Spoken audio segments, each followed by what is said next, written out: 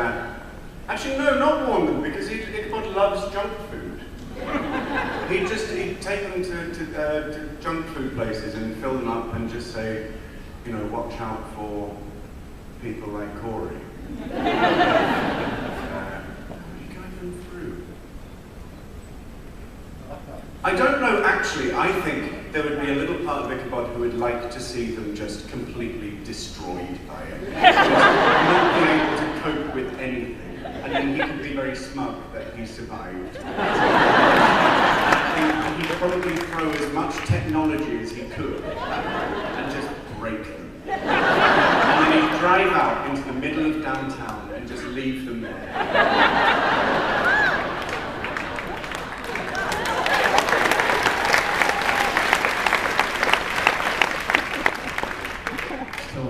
Starbucks and see if they can figure out which one.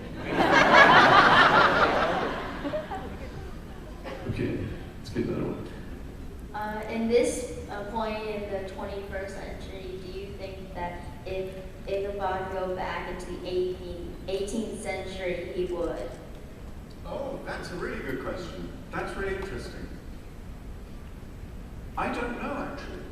I would have said, probably this time last year, I would have said yes. But now that he's been here so long, and I think Abby would keep him here. I don't think he'd want to leave her with their business. But then he'd probably like to go back and, now that he knows that as we all do, that the entire War of Independence was based around demons, most of whom were English.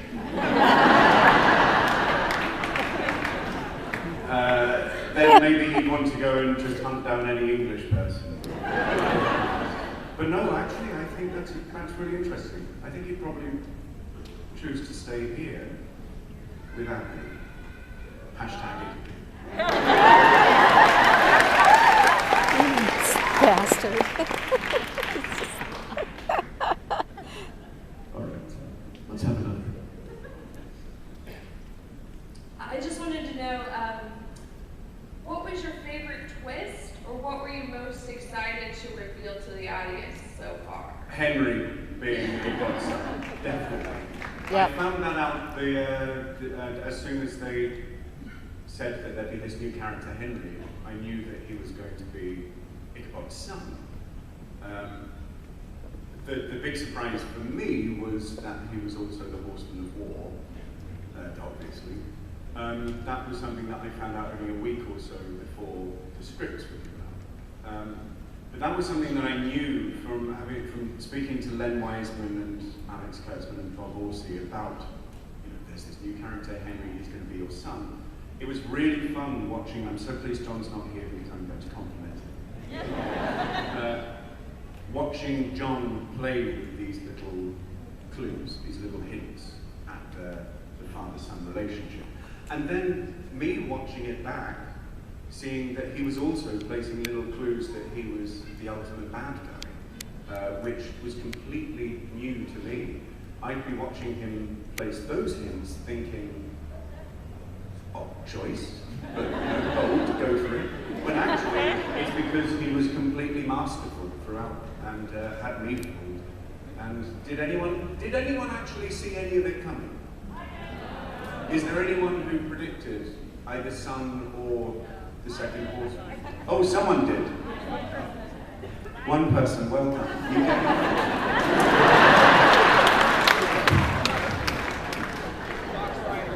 can have my pen if you like.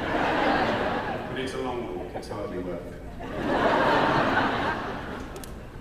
It's got a grippy thing on it, though. It is, very nice. Marriott Hotels. My endorsement. Cash. Do you guys know, well, I'm not going to ask exactly how it is, but do you know how the forthcoming season ends? Are you having to model that in? How this season ends? Yeah. Yeah, what happens is... no, I don't. No.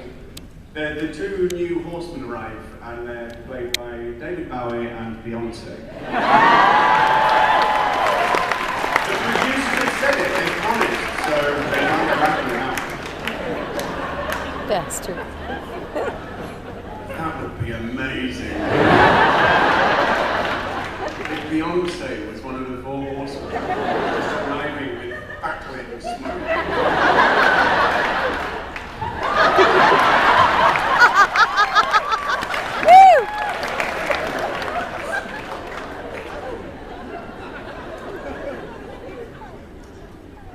Quickly, next question.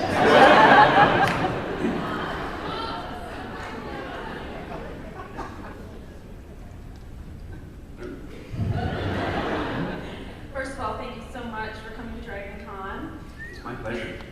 And being a hopeless romantic, I was a little actually surprised how your relationship with Katrina changed. How did you feel about how that whole relationship evolved? That came as a surprise to me as well.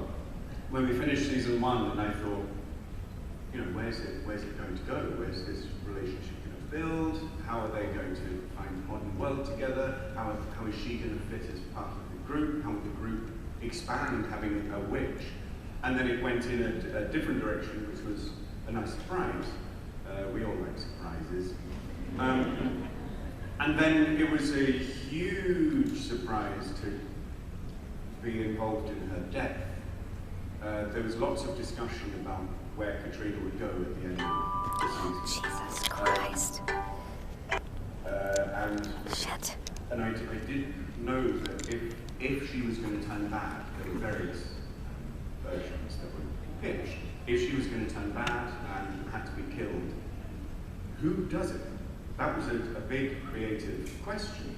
Obviously, if it was Abby, what knock-on effects would that have on their relationship into this season? And I think it was right to make it Ichabod. I think it's really interesting to show. Remember back in the pilot how it was all, and throughout most of the season, the first season, it was about getting Katrina, and then she finally here, she doesn't belong in this time. So I killed her.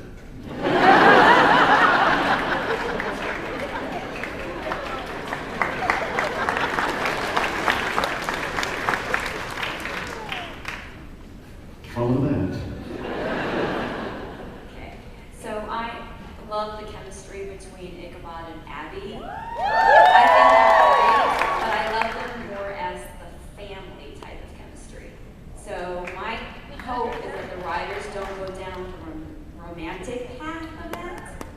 So I'm hoping that you have some sway in that. I'm hoping that as well, and I think Nicole would agree that it makes for such an interesting dynamic to have them completely rely on each other, completely love each other, completely get so annoyed with each other, and just be friends and really solid companions. It's not very often that you see two leads who don't then suddenly just fall into each other's arms at the end of each day. It's, you know, there's a water fight. And also it does leave a lot more room for just a lot of snarking.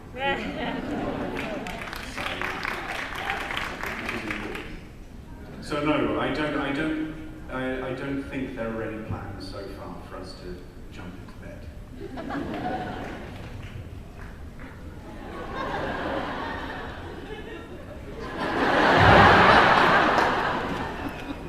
So many funny possibilities for dialogue in that, but yeah, Leave that for the fan fiction. But there can also be nowhere to go after that. You know, once they do that, it's like, Oh, I think there are plenty of places to go.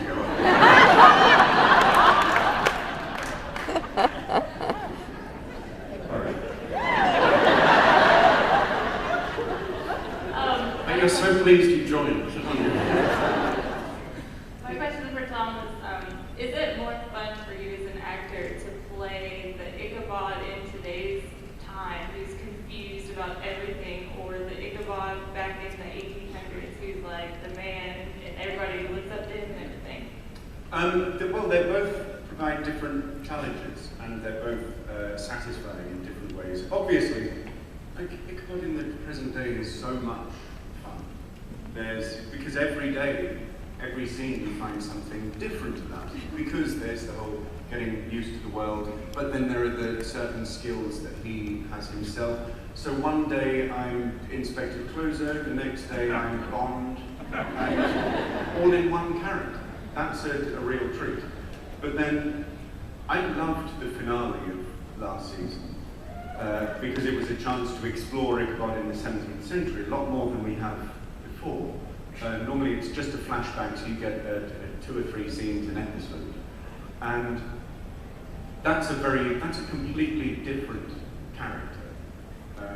And you know, it's finding the points where we have to kind of make him oblivious to certain facts about this supernatural war, but then make him very, very skilled at other things so he doesn't look too stupid. There's a really nice fine balance, and I hope that the two, the modern and the past, kind of fit together and complement each other a bit. My mouth gave up at the end of that. I think I was even boring my mouth. I'm sorry. I like them both. I'm so drunk.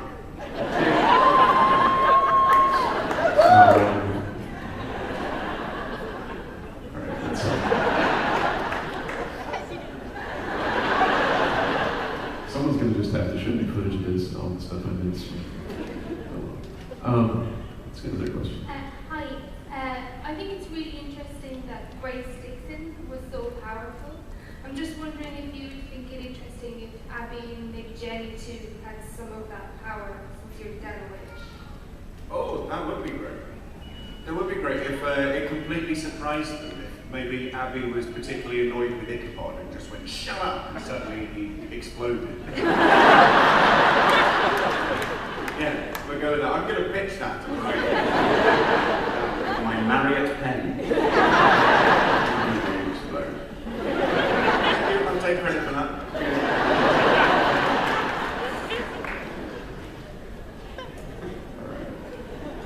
Hi, this question is for Tom.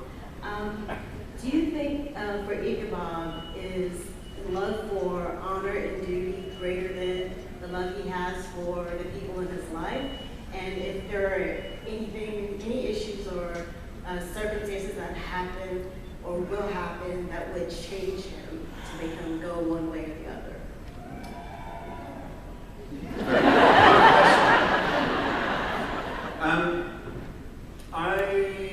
I don't think, I think that they're interchangeable. I think it's the same thing. His honor and his duty is influenced by the people that he's with. I don't think he's ever had to make a choice between the honourable thing and the thing for people, because they're kind of the same in his eyes. You just treat people well and with respect, so that kind of fits together. No, I'm wrong, Katrina. No. Although that was her personality changed and she became dishonourable and evil and kind of had to be stopped. It's an interesting question that I'll think about and let you know next year. I think they're the same. I think honoured, love and honoured, that's what completely drives it. 100%. Everything is about honour. Script-wise, I mean, even in old scripts, I mean, think about even when he was dealing with Henry at his worst, he always said, "I'll do what needs to be done." Yes, quite. But he's my son and I love him, and I'm going to try until the very last moment. Yeah, there were, I can't remember how much of it made it to screen, but there were lots of conversations between Ichabod and Abby about Henry is the horseman of war and he has to be killed, with Ichabod saying, no, he's the horseman of war, he has to be stopped. And that was often, she mistook it for, oh my God, he's my son, I have to hold on to my son, when in fact, I don't believe that came into it an awful lot. I think it was more, if we can turn him, if we can make him be on our side, this powerful man, when we've seen glimpses of that before, then let's go for that. I think, you know, it's the argument about, do you kill someone or capture them and get information. And as a spy, I think the latter for him would always be founded, which is what drove his decision not to kill Henry when he got many chances. Thank you. Let's get another one. Hello. Welcome to Atlanta. Thank you. The question that I have is, from the very first episode, the chemistry between Ichabod and Abby was very obvious. And I just wanted to know, was that chemistry with you and Nicole also very, did it develop quickly, or was that something that has to develop over time? Because when you look at your media interviews, it's obvious you guys have a lot of fun together. Oh yeah. So I just wanted to know, was that something that was immediate? Like, was that part of the, I guess, casting process for you both, how well you clicked? Yeah, it was. It was, I put myself on tape for the pilot in London. And English actors, when we put ourselves on tape and it gets shipped off to Los Angeles, we just assume it's going on the English tile that no one watches. And a couple of weeks later, I got a call saying, come over and do a screen test. So really, my only audition in the room with Len and Alex and Heather Cade was me and Nicole. It was straight in for a chemistry read. And it was there, instant. We both had a couple of scenes. One of them was the one in the car with the window from the pilot, the Starbucks. That was one of our scenes, and I can't remember the other one. And just straight off the bat, we started throwing ideas at each other and playing around with each other, and that's kind of all you need for this mysterious chemistry is generosity and imagination, and keep throwing ideas and taking ideas and building on them. And I think that's where Nicole and I are very lucky that we both kind of have the same ideas, and we both want to play around with them. And that came instantly, which is why no sooner had I left the room, Nicole had already been cast. And I think it was about an hour after I left the room, I got the call saying, yes, you've got the part. And it was purely because Nicole and I could work really nicely together. And then, of course, we then, when you start shooting 18 episodes, however many months that is, 7 months of the year together, you just fall into a really nice rhythm together. So that has then built our relationship a lot further. It's nice. Well, I'm very lucky, and I think she would say she is incredibly lucky. Really. I don't think she can believe how lucky she is. We've only got a few minutes left, so I think we can squeeze in one more. I'll just keep talking about how lucky Nicole is. As Dragon Con is a heavily costuming event, who would Tom Mison be to cosplay at this event, and who would Ichabod choose to cosplay at this event? Oh, good question.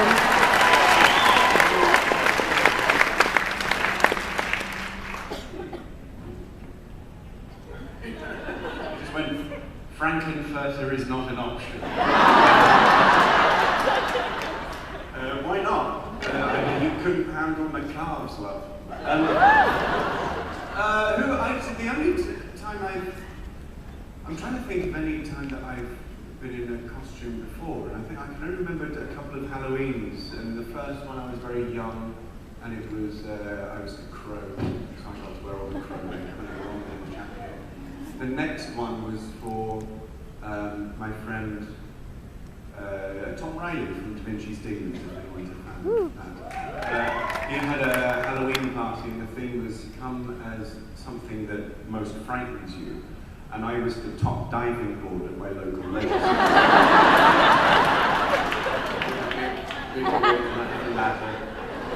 I won. So I got a kiss from Ichabod, actually it's funny you should say that. You should tune in to season 3 to see what Ichabod is. Yay! We're about to shoot a costume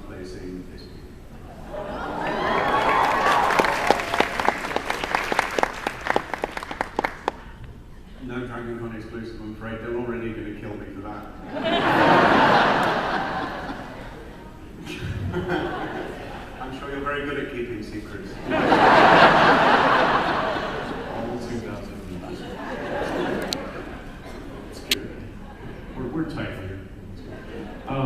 I guess on that note, we are going to wrap this one up, and I thank all of you for coming out and supporting us.